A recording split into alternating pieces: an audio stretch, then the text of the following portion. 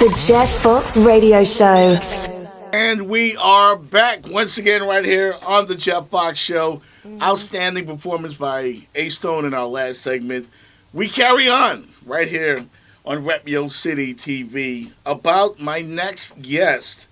The outgoing commissioner for District 3 in Miami-Dade County says that my next guest is one of the most tenacious fighters, hard-working. Whoa. I mean, just totally endorsed you. Wow. Dr. Tisa McGhee, welcome to the Jeff Fox Show. Hey, thank you. You have some high praises. Hey, thank you so much for having me. I got to live up to those big shoes that she has put me in front of me there. Yes, I read in the notes, Audrey Edmondson, of course, moving on to bigger and better things. And she says, you're the one. She says, I'm the one. You're the one. You're the one that's going to fill those big shoes. Her belief in my ability to do this job is amazing. And every day that I learn more about the position and learn more about what she does, I'm amazed how she does it all. She's amazing. Yes, absolutely. What is it that the commissioner does? The District 3 Commissioner. I understand that's a common question with the voters. It is a common question. So the commissioners, there's 13 commissioners in Miami-Dade County, and each one represents a certain district. The district, in District 3 is actually comprised of a lot of area. So it is actually starting from downtown, going to Overtown, Allapattah, Brownsville, Liberty City, Miami Shores, El Portal, the Upper East Side, right? You got all of that Biscayne corridor right there. It is a wonderful place. We're right on the water. It's a very dynamic and diverse district. But what does a county commissioner do? They write legislation. They look at policies, and then they actually regulate all of the services that are distributed throughout the county. So everything from the health care to our prison system to transportation is all encompassed under the jurisdiction of the county commission. So definitely you're somebody that people need to know. This is someone people need to know because we always tell our viewers and our audience, it's not just about Joe Biden and Donald Trump. It's about local government. I think the county commission has more to do with your everyday life than the president, actually. Yeah. So it is a big deal in choosing your county commissioner and choosing someone that you will trust to really represent your voice on the county commission. I'm a new grandfather, by the way. Is that right? Yes, his name is Casey. Nice. First time grandfather. All right, congrats. And I have the grandson, and I understand you have one as well, Madison. I have a grandson, Madison. He is amazing 2-year-old. He's into everything, so wait till you get there. But he is one of the reasons why I decided to run. Yes. He's just, I want the best for him, right? And I want the best for all children in Miami-Dade County. Yes. So this is another really great and important reason to make this a better place for us to live. Great minds think alike, ladies and gentlemen. And that's exactly how I feel about my grandson. I want a better America for him. Yeah. And I got understand. the shirt, I got involved.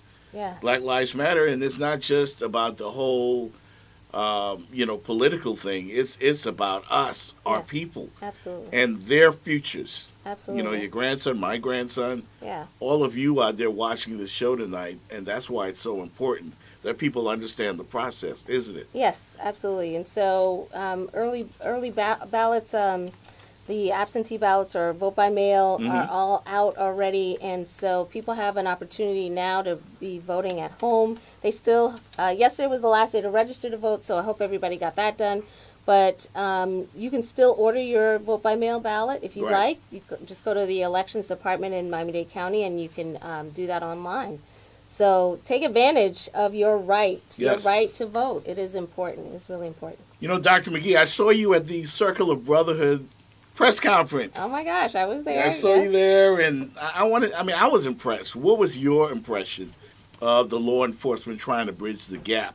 Well, especially at that time and with the current climate in the country, what is your view of the whole situation? That was the same week that George Floyd happened. Yes. If you remember, It's so important for us to work with our law enforcement community to make sure that they have an understanding of what our community needs. Yes. So I'm really going to be fighting for more community policing, having more people like us Yes. in our community Yes. as our law enforcement officers. So it's an important piece of our of our program, and the thing that we're talking about is right now it's really relevant. People are really aware of what's going on. So it's important to have that relationship with the police. So I'm always thinking about partnerships and collaboration, how we could do that better.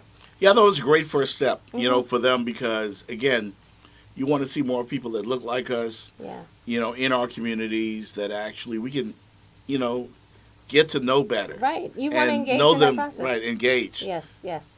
And so that they can also learn about what is important to our community. Yes. We can have more contact in where if something, I don't know, when you were younger, did people tell your parents when you did something wrong? Absolutely. Okay. I know that I got happened to whooped me. for no reason one time. Okay, well. My mom thought I was smoking weed. Somebody went and called her. Wait. And when I got home, I got whooped. No. I was innocent. Mom, I was innocent. Okay, but let's just get it straight. If we have more people in our communities that were doing that, our kids will have opportunities to do better, As a parent, I still have a 16-year-old Okay. going into the 11th grade, and I'm worried because of the pandemic, the current condition in the country, and our president who says we should send our kids to school. Wow. I don't think that's based on scientific evidence of what's best for our children and families. Mm-hmm. I'm always going to be a proponent for children and families. That's kind of the area that I work in. Mm-hmm. I've always been someone who has sort of championed that. So I don't think that is the best idea for our community right now, especially with the numbers that we're having in not only in Miami but in Florida overall. Yes. Yeah, people very concerned about that. I mean, it's kind of like we got hit with an overhand right. We didn't see it coming. No, not at all. We're trying to adjust. Yeah. How do you think the voters out there are going to adjust to the new normal? Well, it's going to take some time, and it's not something that we're going to get over easily. But I think that if we are all working together collectively, it's going to work. One of the things that I love about Miami, and I think that's one of the reasons why I stayed here, I moved here in 2004. Right. There were 4 hurricanes back to back. Oh, yeah. Like in 6 weeks' time, they were like... Yeah. And they really just knocked all of our infrastructure, all of the stuff out. And what I found was that people were so resilient. Like, we have a strong backbone in Miami. It kind of brings everybody together. Yeah, absolutely. So that's one of the things I think I really love about here. I want to get back to the Black Lives Matter movement for a second. Absolutely. Nationally, we've seen major corporations endorse. We've seen NASCAR get rid of the Confederate flag. Right. I mean, nationally, lots of changes. Yes. As far as that's concerned, what are your thoughts on how all of that is affecting us locally here and us getting along with each other? Absolutely. I think that we see people who are supporting the Black Lives Matter movement. It's not just people that look like us. Right. And so that's, I think, an important factor, and people are feeling more like they're getting an opportunity to be heard, that's what I think is crucial in all of this. When you feel heard, you can move the needle forward in thinking about how we can change things in a better way. So that's what I think that's what I want to do, is to help make that movement forward. Yes. Absolutely. Last week we lost a couple of pioneers in civil rights. Yes. The great John Lewis, That's correct. C.T. Vivian. Yes. I saw you live earlier today. Your thoughts on those great gentlemen? Man, what leaders, Yes. I think I was talking about earlier about servant leadership and how important that is. If you're looking for somebody that you want to be, take a lead in anything that's happening in your community, you want them to be really genuine about being a servant. Yes. Really empathetic to what you're going through, and really have the sort of leadership skills that brings people together. And that's definitely I think a key in the skill sets of both of those gentlemen you mentioned. It's something that they brought out. It wasn't it wasn't forced or, like they had to learn it. It was something that was within them, and that's, I think, pretty amazing. I see some of that in you. You because do? yes, Oh yes, my gosh. because Okay. here we are. You're like a regular person. You're not, someone we just see on TV, and that's Right, great. right. You've got a great family, you got a husband, a Yes. couple of. Well, you have sons, right? No, two daughters. Two daughters. Okay, Two daughters, didn't do yeah. my homework. But No. still, and of course your grandson. Right. How's the family support been?